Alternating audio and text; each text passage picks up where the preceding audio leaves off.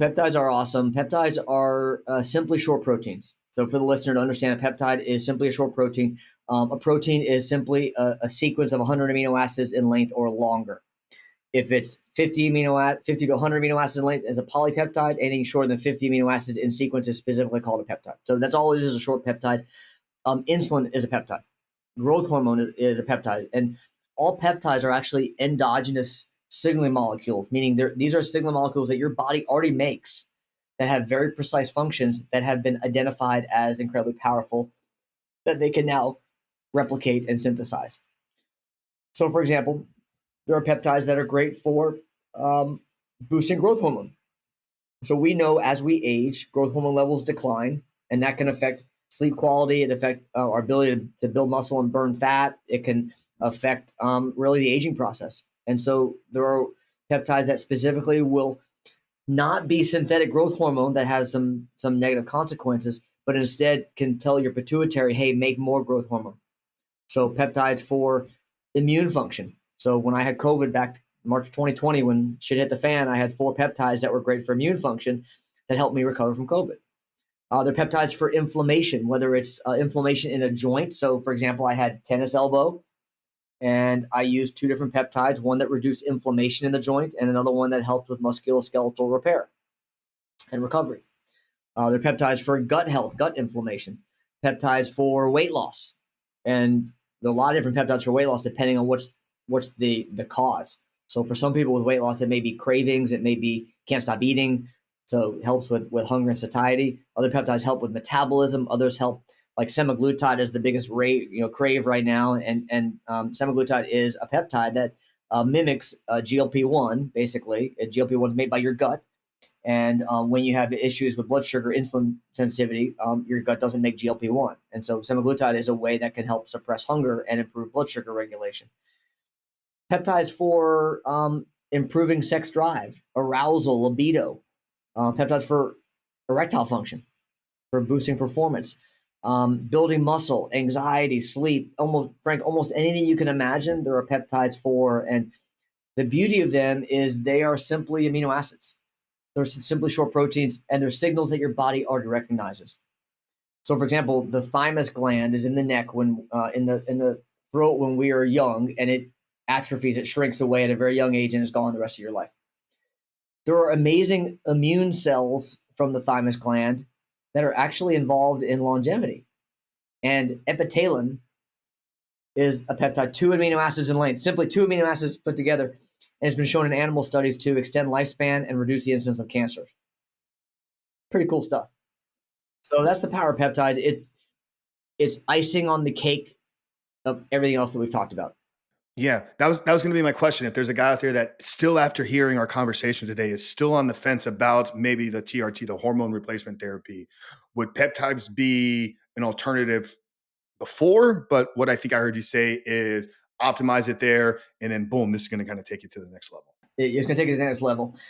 If you have suboptimal testosterone levels, peptides are not going to be the best approach there. It's not going to get you from the 6 to the 20. No. Now, kisspeptins is one peptide out there that has been shown to help with boosting testosterone levels. I've never seen it have that much of an effect, and that's not necessarily the best way long term that you want to be supporting testosterone. So for guys out there who maybe don't want to take testosterone for whatever reason, bias that it may be, as wrong as they may be, kidding. There are other ways that we can stimulate your body to produce testosterone other than simply give you testosterone. But one way or the other, you got to get your levels up. Yeah, and peptides can't fix that. Yeah, you gave a great example, and I know there's going to be a big majority of the audience going to resonate with that 44, crushing it, executive, entrepreneur, maybe running a firm, something like that, just tired, exhausted. So he doesn't even have the time in his schedule to optimize some of these things. But there's going to be a segment of our audience that now is maybe in their mid to late 20s, maybe possibly even early 20s, but they've recognized, hey, some of these generational things. I can remember, going through puberty, boom, I instantly kind of had, the man boobs there, and it's something they've struggled with their entire life. When is it too early for a man to look at getting on some testosterone replacement therapy?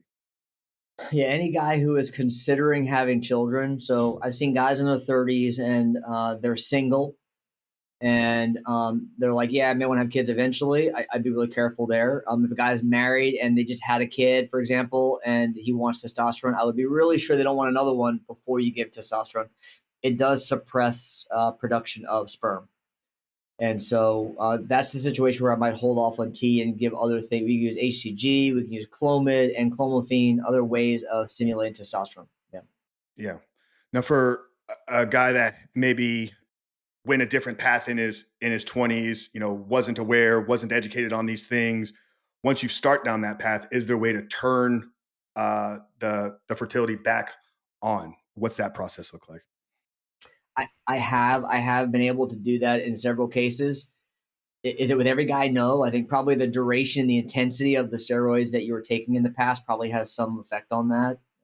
So I think it's a case by case basis, but it's a matter of getting the pituitary. So your pituitary makes, as I mentioned earlier, LH, which is luteinizing hormone that tells the testicle to make testosterone. It makes FSH, which is follicular stimulating hormone, or FSH, which is what's telling the testicle to make sperm. And so it's getting that FSH turned on again. That's the key. And so sometimes it's easy, sometimes it's not. And I think it's probably, again, how much damage have you done? No, this has been massively valuable. I mean, a true masterclass, I feel like. Is there anything I should have asked that I haven't yet around everything that we've discussed here today? Yeah, well, I think one thing worth bringing up, I have had a lot of guys reach out about peptides, FDA, availability, where can I get them? I have somebody go, hey, I want to get this peptide. Where can I get it? Can I buy it from you? And that kind of stuff. So peptides are not pharmaceutical drugs. Okay. They are, again, simply chains of amino acids. And for that reason, you can't patent them in general. Okay. So big pharma is not able to make millions and billions of dollars on peptides. And they actually make you healthy, which is not necessarily what big pharma wants either. And so peptides are in your best interest and not necessarily in theirs. FDA and big pharma are obviously closely, intimately connected and associated together and influence each other. In September, the FDA, out of nowhere, changed the categorization of most of the peptides that we were using to category 2, from a category 1 to category 2. What that means is that they can no longer verify the safety, air quotes, of these peptides. My one response is bullshit, because we know the safety of peptides because we've been using them for 20 years. We have tons of published studies, but because they haven't gone through phase 1, phase 2, phase 3 FDA clinical trials like a typical drug company, they haven't crossed that threshold. They haven't jumped over that hurdle. And so what that did, it didn't make them illegal. A lot of guys say, well, now they're illegal. Now they're not banned. They're not illegal. What it means now is that if there was any liability, if there was any negative outcome, the compounding pharmacy would be held liable. The FDA wouldn't protect them. And so therefore, compounding pharmacies all stopped making them out of fear, because now the FDA basically said, you're on your own. We don't support these, and you may be vulnerable. I forgot the exact terminology. And so it's not they're illegal. It's that compounding pharmacies don't want to take the risk, the liability of making them because of that categorization. And so a lot of guys are now going to black market. They're going to these direct to consumer companies online where you can buy them. And the only prerequisite now for those peptides is a credit card. And it's problematic because you don't know what you're getting. You don't know the quality. You don't know the purity of the ingredients that you're injecting in your body. It's a big deal. And they can show you a certificate, but my question is, how do you know that certificate matches that bottle?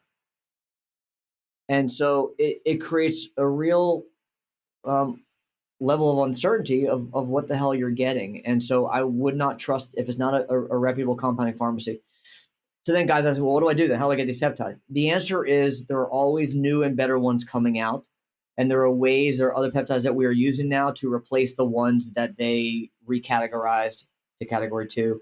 We're in the process of putting together a consortium of doctors around the country who are creating our own clinical trial, so we can show the FDA who's number one, and give the scientific data they need to hopefully change that position. There's a lawsuit underway with the FDA as well for this reason.